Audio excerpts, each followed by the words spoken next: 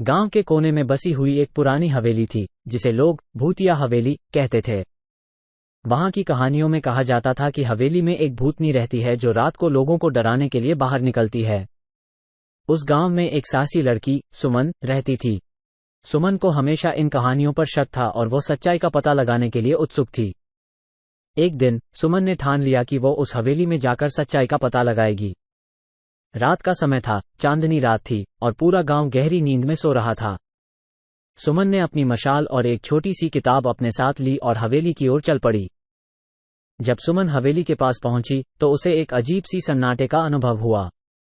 हवेली की दीवारें उखड़ी हुई थीं और दरवाजे पर पुरानी जंग लगी थी। सुमन ने दरवाजा खोला और अंदर दाखिल हुई। अचानक हवेली की सीढ़ियां चरमरा उठीं। सुमन का दिल जोर से धड़कने लगा, लेकिन उसने हिम्मत नहीं हारी। हवेली के अंदर बहुत ही अजीबोगरीब माहौल था। दीवारों पर पुरानी तस्वीरें टंगी थीं, जो धूल से ढकी हुई थीं। सुमन ने अपनी मशाल से रोशनी करते हुए आगे बढ़ना शुरू किया। अचानक उसे एक आवाज सुनाई दी, कौन है यहाँ? सुमन ने हिम्मत जुटाकर कहा, मैं सुमन हूँ और मैं यहाँ सच्चाई का पता लगाने आई हूँ। आवाज फिर से आई, अगर तुम सच्चाई जानना चाहती हो तो तुम्हें 3 चुनौतियों का सामना करना होगा। सुमन ने हामी भर दी और आवाज ने उसे पहली चुनौती के लिए तैयार किया। पहली चुनौती थी भय का सामना करना। सुमन को एक पुराने टूटे फूटे कमरे में जाना पड़ा, जहां एक पुरानी छवि में छुपा रहस्य था।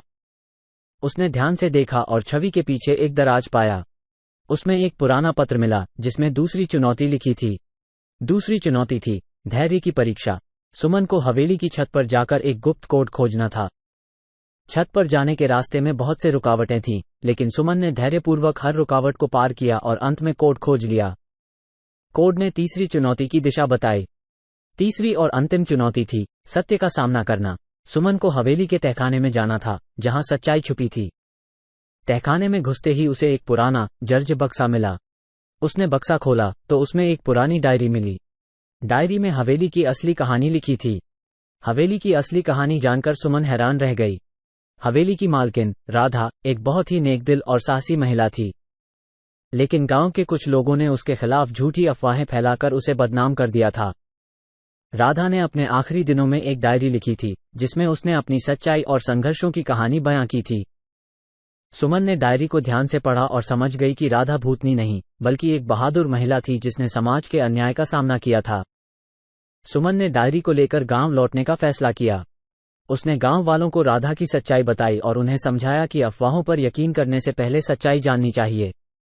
गांव के लोग सुमन की बातों से प्रभावित हुए और उन्होंने राधा की याद में एक स्मारक बनवाया। सुमन की हिम्मत और साहस ने गांव के लोगों को सच्चाई और न्याय का महत्व सिखाया। सुमन की कहानी ने सबको ये सिखाया कि हमें सच्चाई का सामना करने और अन्याय के खिलाफ खड़े होने का साहस रखना चाहिए।